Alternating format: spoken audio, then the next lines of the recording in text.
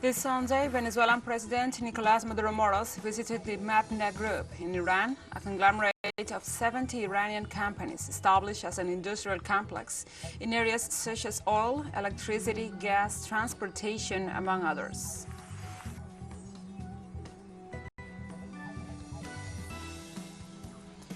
A bipartisan group of U.S. senators on Sunday proposed steps to curb gun violence following devastating mass shootings in Texas and in New York.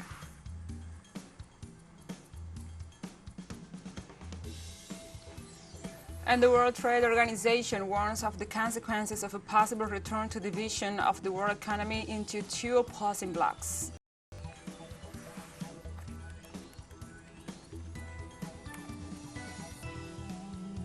From the headquarters of TeleSUR English in Havana, Cuba, this is From the South. I'm your anchor, Gladys Quesada, and these are the news. This Sunday, Venezuelan President Nicolás Maduro visited the Mapna Group in Iran, a conglomerate of 70 Iranian companies established as an industrial complex in areas such as oil, gas, electricity, transportation, among others. President Maduro said he was impressed with the scientific and technological advances in areas such as electricity, oil and transportation, adding that Iran is an example of how to resist and produce for the development of the people. President Maduro thanked Iranian workers and the people for allowing him to learn firsthand about their creative experiences and great capabilities.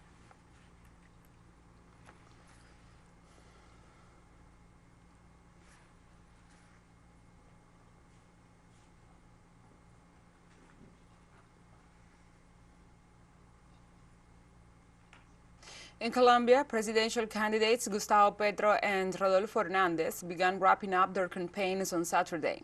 Also on Saturday, the National Attorney General announced that this Sunday voting begins abroad.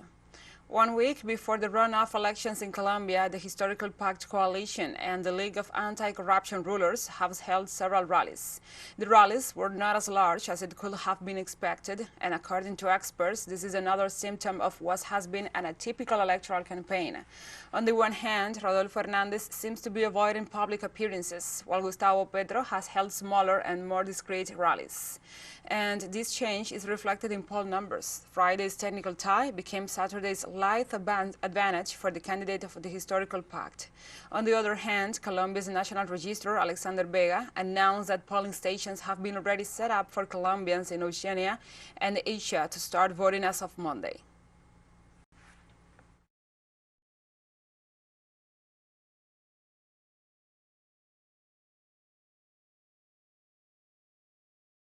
"99.9 is already verified and delivered to the consulates. Tomorrow, we will start with the Minister of the Interior, Sunday 3 p.m. in New Zealand. This afternoon, I'll get confirmation on the delivery of 2 kits at the consulates in Moscow and Shanghai." In Colombia, due to electoral activity, the People's Ombudsman Office reported that it has strengthened its surveillance of the second round of presidential elections. Carlos Camargo, the People's Ombudsman, assured on Saturday that over 30,000 officials will take the streets on June 19th to watch over the election day. The executive, who pointed out that the body has traditionally deployed contingents of less than 2,000 operatives, also explained that before the start of the election day, they will be monitoring the regions to avoid or reduce electoral risks. Likewise, and in view of the fear that violence could occur, the representatives of the multilateral organizations based in Bogotá call on the candidates to behave in a civic and peaceful manner, and in the first round, like 2, to recognize the winner in an early stage.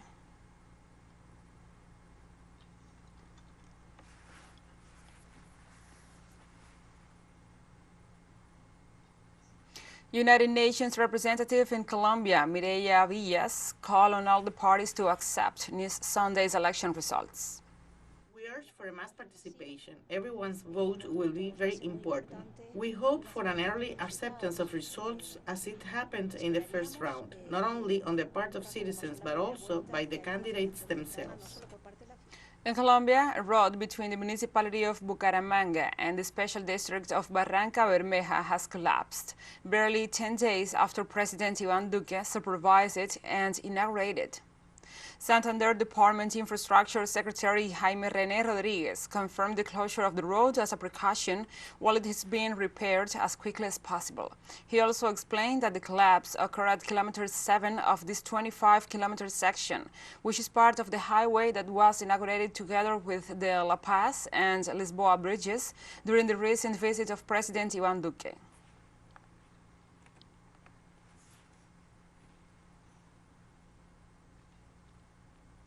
On Sunday, Cuba received a shipment of essential products donated by social movements from the United States as part of the Bridges of Love project.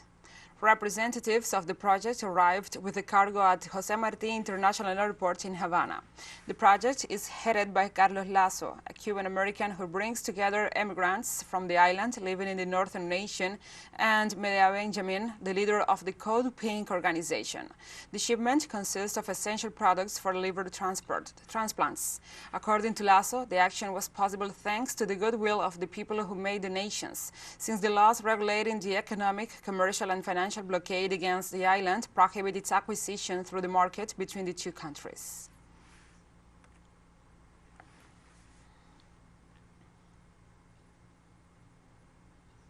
TeleSUR expands its signal with new satellite parameters. Since more than ever, the world connects to us and our stories are being heard in other farther away nations.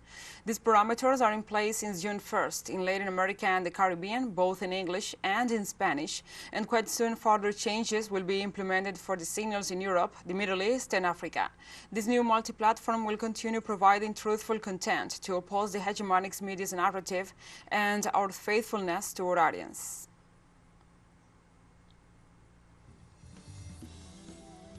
We'll take a short break now. Join us again after this.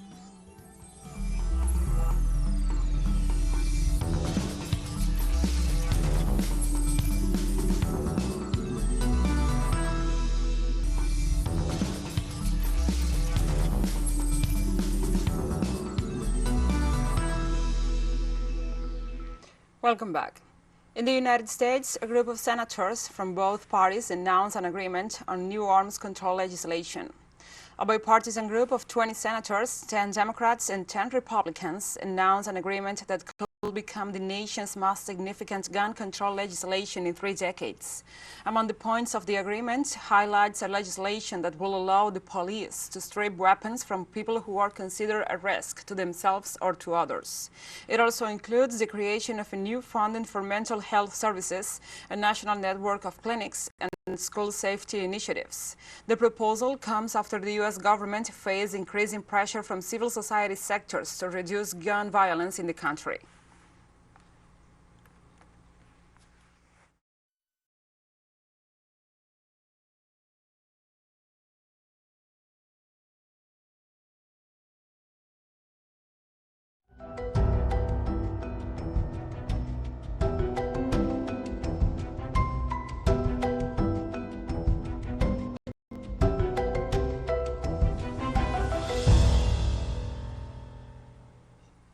And now we move on to other topics. In the United States, several cities were declared on alert due to the high temperatures recorded in the country.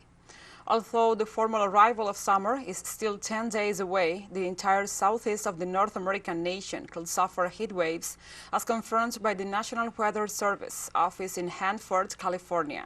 Experts estimate that over 140 U.S. cities could exceed their daily temperature averages in the coming days, and even overnight low temperatures could reach risk levels. Meteorologists also warned of a high heat risk for the weekend in southern and central Arizona, where temperatures could reach record highs of 43 to 46 degrees Celsius.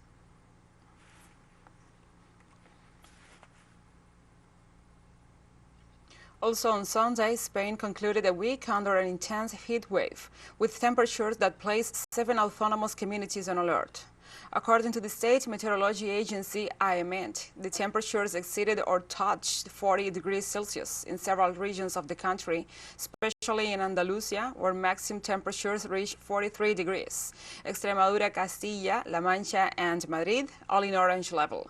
Meanwhile, in Aragon, Castilla y León, and Catalonia, the level is yellow, which in addition to Cantabria may suffer storms. In addition, several forest fires in Sierra Morena in Andalusia recently gave the first negative signs of heat effects in Spain. June forecasts show extreme temperatures, which are expected to continue in July and August.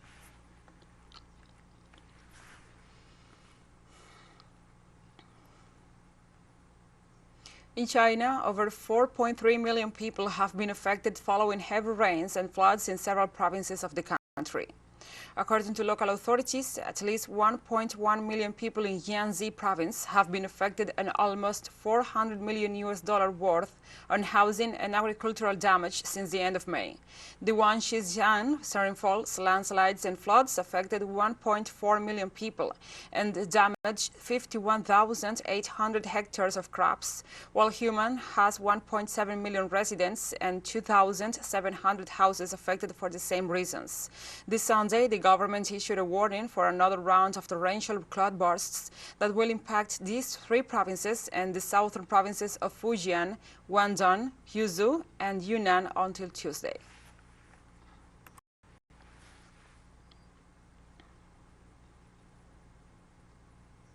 A volcano in the Philippines, Sorsogon province, spewed ash on Sunday, a week after a frenetic eruption that prompted authorities to raise the alert level and to evacuate residents to safety. Phreatic eruption is a steam-driven explosion that occurs when water beneath the ground is directly heated by hot rocks or new volcanic deposits, or indirectly by magma or magmatic gas. The eruption of Bulusian volcano in Sorsogon province lasted for 18 minutes and brought ash to several towns still reeling from its previous eruption last week, as authorities said. In the town of Juban, one of the most affected areas, emergency workers caution drivers to slow down due to poor visibility brought by the ashfall as they clean up the dusty roads. No casualties were reported.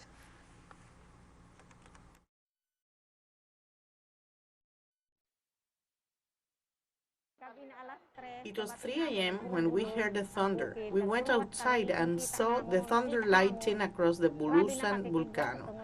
We thought it was already raining with ashes, but we couldn't see it clearly. About 4 a.m., and the ashes started falling to the ground in a thick layer. Just a while ago, there was a collision between two trucks due to zero visibility caused by the ash fall. Chinese State Councilor and Defense Minister Wei Feng on Sunday delivered a speech on China's vision of regional border at the 19th Shangri-La Dialogue in Singapore. Wei said the world is facing multiple crises rarely seen in history, and the way forward is to uphold and practice multilateralism and build a community with a shared future of mankind. China's development is unstoppable, Wei said, adding that China is rock solid in its commitment to pursuing peaceful development, noting that the Asia-Pacific is the world's most vibrant and promising economic powerhouse. Wei urged countries to strive for the bright prospect of building an Asia-Pacific community with a shared future that enjoys durable peace and provides security for all. On the Taiwan question, Wei said Taiwan is part of China and the Taiwan question is China's internal affair.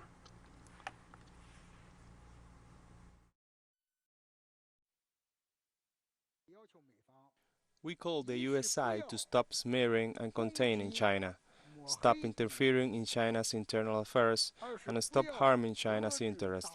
The bilateral relationships cannot improve unless the US side can do that. China-US cooperation is vital for global peace and development.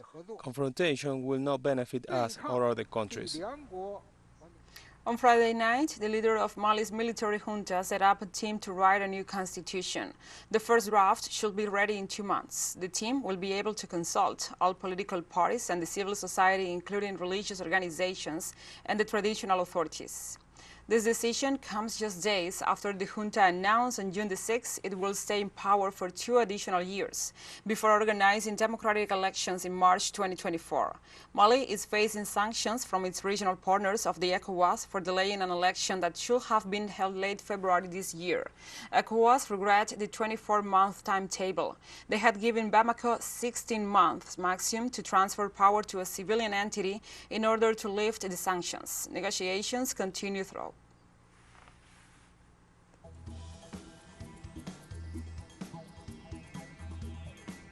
And we have more news coming up after a final short break, so stay with us.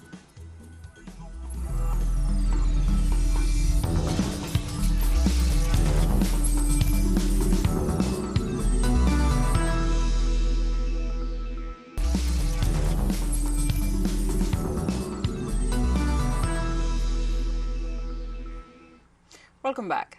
In Switzerland, the World Trade Organization warned this Sunday of the consequences of the world splitting into two economic blocs again. WTO Director General Ngozi Okonjo-Iweala predicted a difficult path for the world due to the various problems it faces, such as the pandemic, food shortages, and depletion of fishery resources. Ngozi also said that she hoped that one of two agreements should be reached to reduce inequalities and promote free and fair trade. In this context, the WTO Director General pointed out that Russia's special operation in Ukraine has played a key role in sparking the economic crisis due to the closure of export ports in Europe after several sanction packages imposed by the West. In view of this, Ngozi said the ministers will discuss the lifting of restrictions on food exports to countries suffering from shortages of food and other commodities.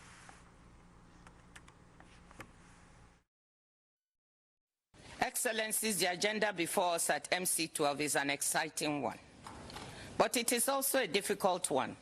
In the next 3 days, we will have to work hard to forge consensus and deliver on the agreements, declarations, and decisions before us. Ministers, my dream is that we deliver on this agenda. Also in Switzerland, citizens held protests in the city of Geneva against free trade in the midst of an international food crisis. These demonstrations were organized by various agricultural organizations to express their condemnation of free trade agreements, which they consider to be destructive for small farms and undermining food security. These agreements have been denounced at previous conferences because they distort global trade and badly hurt the economies of southern countries that depend heavily on their agricultural exports. The protests coincide with the 12th Ministerial Conference of the World Trade Organization, attended by representatives from the 164 member countries and focus on food security.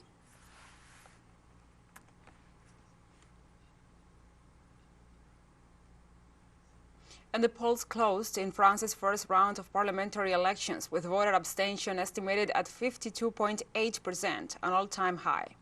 Macron's Together alliance ran neck and neck with a new left-wing alliance, NOPS, with both scoring around 25 to 26% of the popular vote.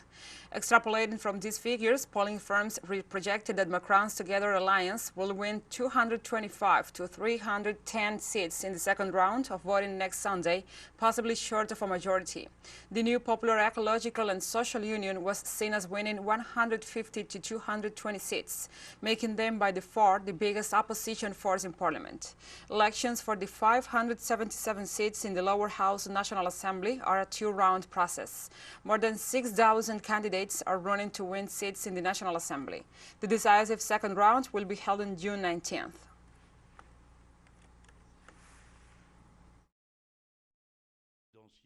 The truth is that the presidential party at the end of the first round is defeated. For the first time in the Fifth Republic, a newly elected president fails to secure a majority in the subsequent legislative election.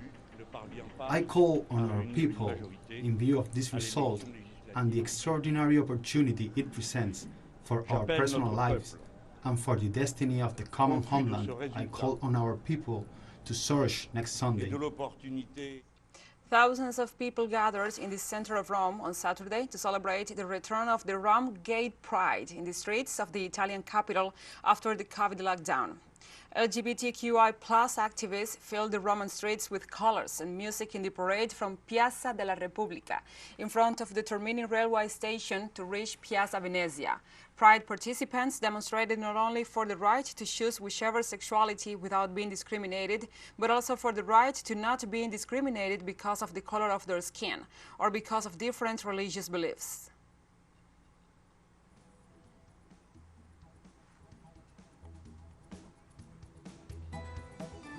And we have come to the end of this news brief. But remember, you can find this and many other stories on our website at telesurenglish.net.